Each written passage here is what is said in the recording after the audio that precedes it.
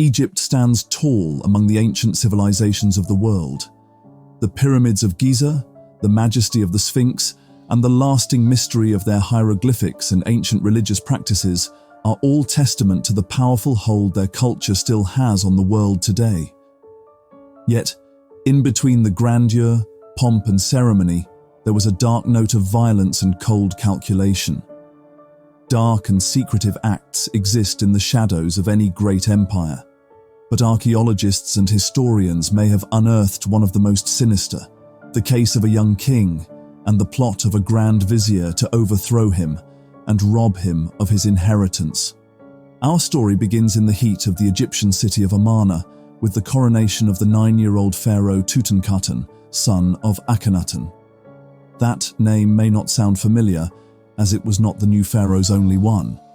You would know him better as Tutankhamun, the boy prince whose grave was discovered by Howard Carter in 1922, and whose death mask has become one of the most iconic images of ancient Egypt the world over. The reason for this change of name was never officially recorded, but many think it is linked to the turmoil of his father's reign. Tutankhamun ascended the throne in 1332 BCE. During that period, the royal families of Egypt were worshipped as gods. People literally believed that they were otherworldly beings. Tutankhamun's father took that belief a step further by attempting to reshape the polytheistic pantheon of Egypt in his own image. He did away with gods like Horus, Osiris and Anubis, and replaced everything with a single sun god, known as Aten. He then proceeded to hunt down the priests loyal to the old gods and have them butchered. He changed the capital of Egypt to his own newly created city of Amarna and set himself up as the worldly avatar of Aten, a god in human form. His actions threw the entirety of Egypt into turmoil, and religious violence threatened to tear the empire apart. When Akhenaten died, his title passed on to his son. But the boy was too young to fully govern Egypt, so his power was passed to the boy's advisors, the two main figures amongst them being his Grand Vizier, I, and the head of his military, Horemheb. Both men agreed that stepping back from his father's extremist stances and embracing the traditional ways of Egypt would be best for the empire, and Tutankhamun accepted their guidance. Over the next 4 years, he changed his name, reinstated the old gods, and returned his capital to Memphis. The Egyptian empire breathed a sigh of relief as it returned to normality, but a question lingered in the air. The boy was dutiful and obedient, easily controlled by the powerful and experienced men around him. But would he stay that way? There was every chance that he could follow in his father's footsteps. He held the power of a god, after all. All it would take would be a change of heart, and the chaos of his father's reign could return. The fate of Egypt hung on the whims of a boy who was quickly becoming a man. Then disaster struck. We gave Tutankhamun the nickname of the Boy King because he died at the age of 19. It was considered unusually young, even by the standards of the time. Judging from the array of wealth within his tomb, his empire was thriving. There is no surviving record of the manner of his death, but the archaeologists who initially examined his mummified body could find no signs of any violence to suggest that he had died in battle.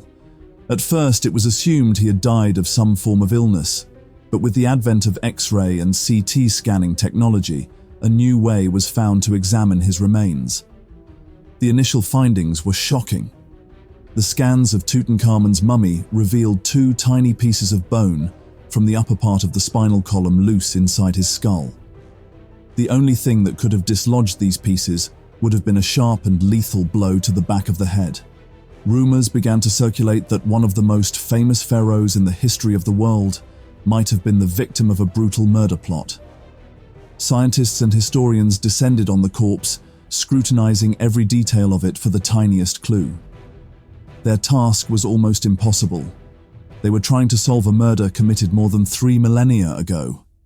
In the end, it was the tiniest of details that held the truth, and the secret lay in the practice of mummification itself. The Egyptian art of mummification, or the preservation of the body after death, was a complicated and extremely ritualistic process. Usually reserved for nobility, it involved the removal of the internal organs of the body, including the brain, before placing them in ceremonial canopic jars. These would be stored separately with the corpse. Once the internal organs had been removed, the body was treated with embalming resins to ensure the flesh was preserved. The whole body was then wrapped in the iconic bandages we're all familiar with, before being buried with a face mask placed over the top. It was the resin that held the key. Because the resin would have coated the inside of the skull after death, the pieces of bone would have become stuck in it, glued to the inside of the skull. The two pieces were loose, rattling around inside the cranium. This showed that the injury to the back of the head must have occurred after mummification, potentially when Howard Carter forcibly removed the pharaoh's death mask. On further examination, they also found a more telling injury.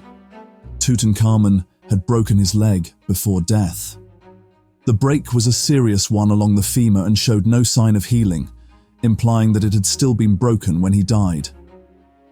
The femur is the largest and strongest bone in the human body. It has the tensile strength of concrete, and breaking it can be a life-threatening injury even in modern medicine.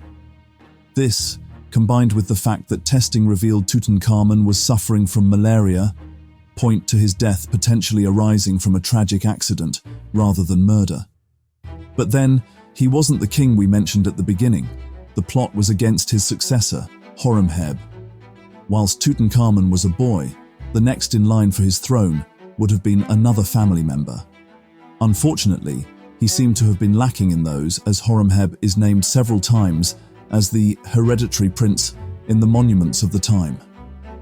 This was extremely unusual, as it appears that Horemheb started out as a commoner, only coming to prominence in the reign of Tutankhamun and assuming command of the armies of Egypt.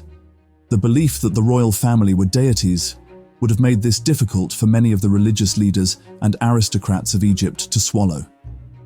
They were so fervent in their belief that the royal line was divine and otherworldly that it was tradition that they should marry within their own bloodline, preserving what the Egyptians thought of as the purity of the blood.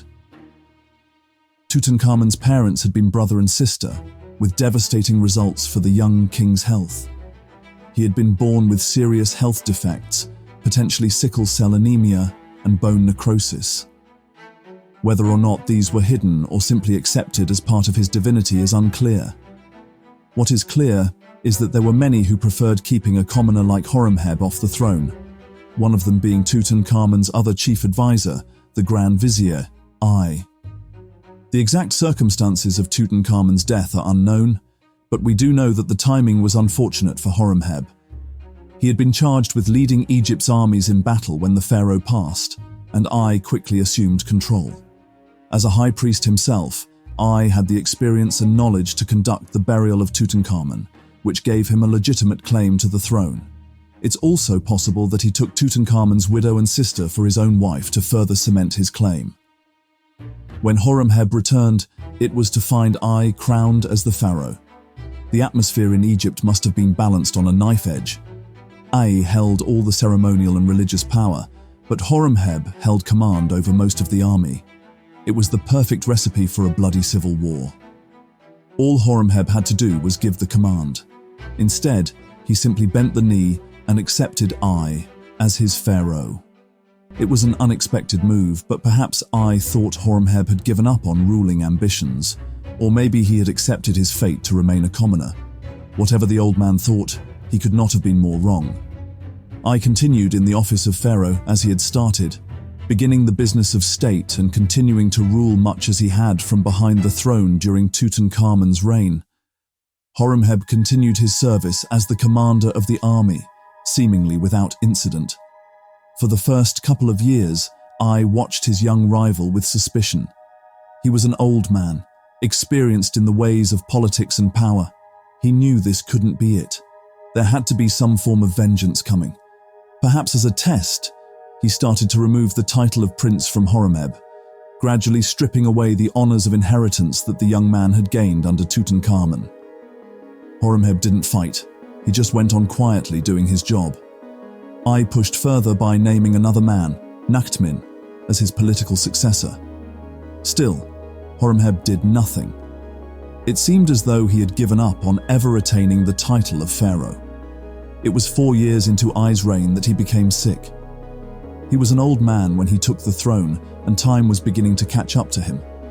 He began making arrangements for his funeral and burial. When the time came, everything seemed to pass smoothly. Nachtmin seemed ready to take up the role of pharaoh, and all seemed well. Then Horemheb struck.